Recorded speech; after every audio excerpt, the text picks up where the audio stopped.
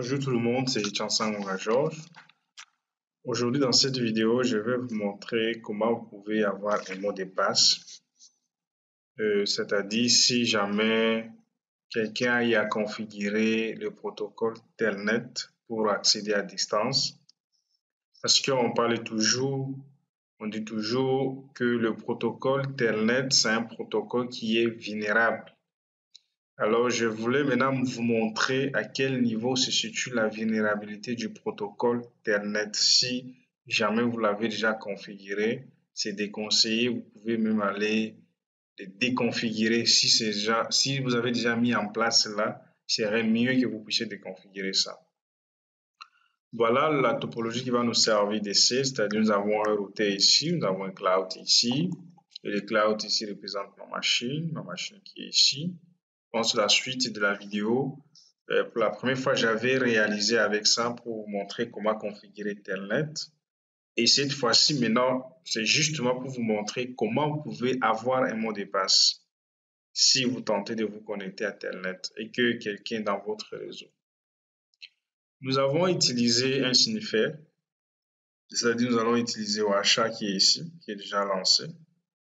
C'est lui qui va nous permettre de capturer les mots de passe quand nous allons nous connecter. Sans plus tarder, j'aimerais qu'on passe directement à la démonstration.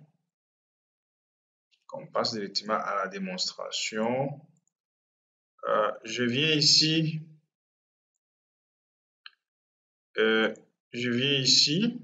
sur ma machine. Je vais lancer toujours l'utilitaire ici petit.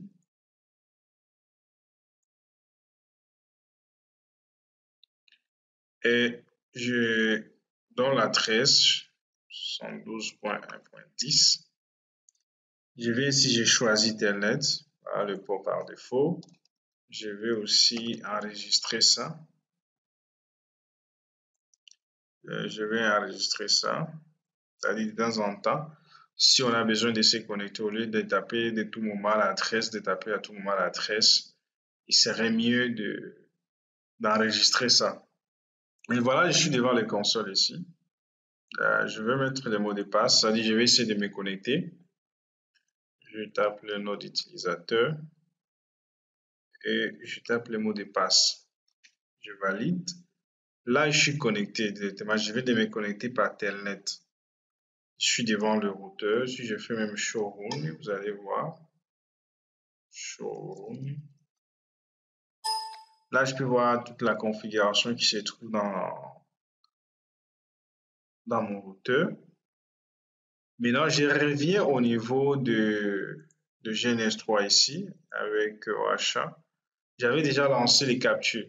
Les captures déjà des paquets, j'avais déjà lancé. À ce niveau-ci, on peut stopper. Et je vais filtrer ici, je vais taper Telnet. Pour qu'on puisse vraiment nous afficher que Telnet est ici. Et je valide. Je tape Enter. Et voilà les étapes. Voilà où on a utilisé Telnet. Là, tout ça on a utilisé comme Telnet. Je commence ici.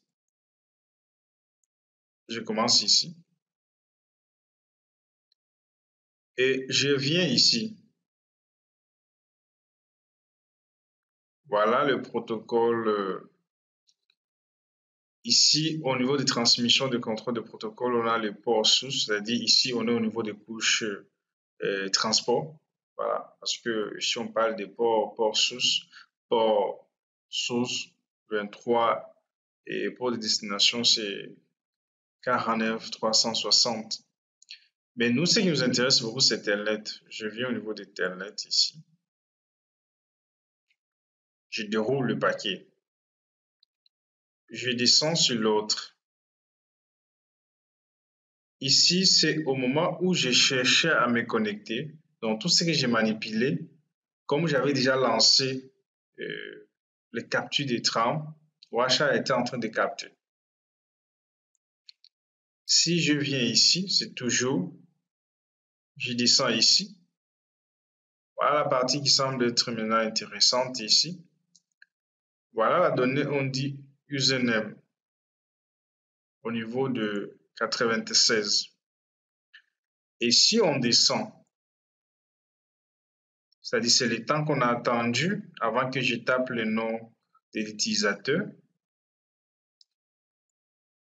On attend toujours.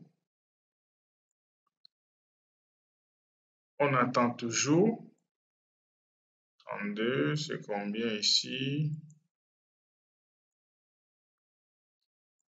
On est ici. Ici, on attend 60. Maintenant, regardez bien au niveau de 55. Ça commence maintenant l'échange. C'est maintenant au moment où j'ai tapé maintenant le nom de l'utilisateur. Si vous avez un stylo, vous pouvez prendre un stylo. Vous allez voir le nom que ça va donner.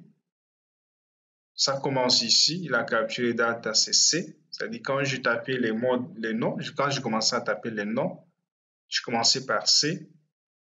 Quand on descend, il n'a pas capturé. À 60, il n'a pas capturé. À 55, vous voyez s'il a capturé H.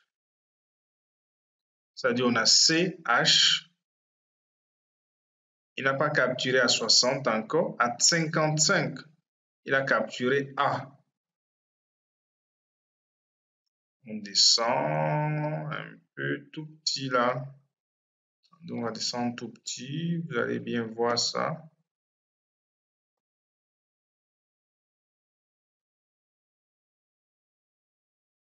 Attendez, je descends tout petit. Voilà. On est ici. On était ici, il a capturé les A. Ici, il a capturé N. Ici, voilà. Ça, c'est le nom que je saisissais dans Pouti pour me connecter.